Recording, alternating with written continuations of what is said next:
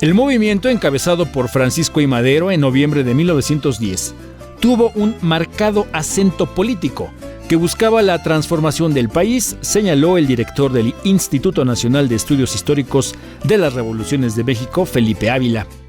Era una revolución política, democrática, que pensaba que el principal problema del país era la falta de democracia y que si se conseguía la democracia, si el pueblo era capaz de elegir libremente a sus gobernantes, iba a elegir buenos gobernantes que iban a hacer buenas leyes y de esa manera se iban a resolver las graves carencias de la sociedad mexicana de esa época.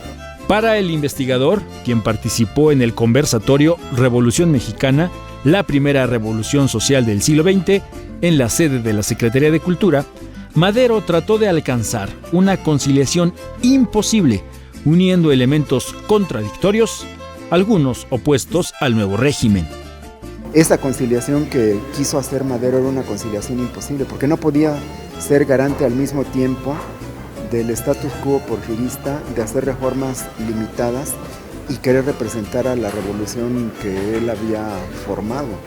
En el camino, Madero fue perdiendo apoyos, a lo que se sumó el ataque de la prensa de la época. La campaña que hizo la prensa contra Madero, yo creo que es una campaña que nunca hemos visto en la historia.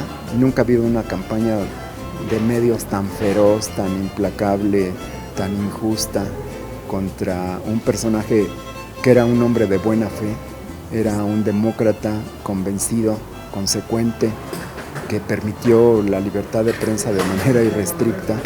Francisco I. Madero prácticamente se quedó solo, con lo que se truncó la revolución iniciada en 1910. Cuando ocurre el golpe militar, Madero no tiene quien lo defienda y tiene que recurrir al propio ejército federal, del cual una parte ya se levantó en armas y la otra parte, en vez de combatir a los rebeldes, se alía con ellos y juntos le dan el golpe final. Sin embargo, tras el magnicidio de Madero y del vicepresidente José María Pino Suárez, inició un nuevo movimiento armado, llamado constitucionalista, que acabaría barriendo los restos del antiguo régimen e instauraría un nuevo orden político y social en México. Para Ahora Noticias, Yacir Zárate Méndez.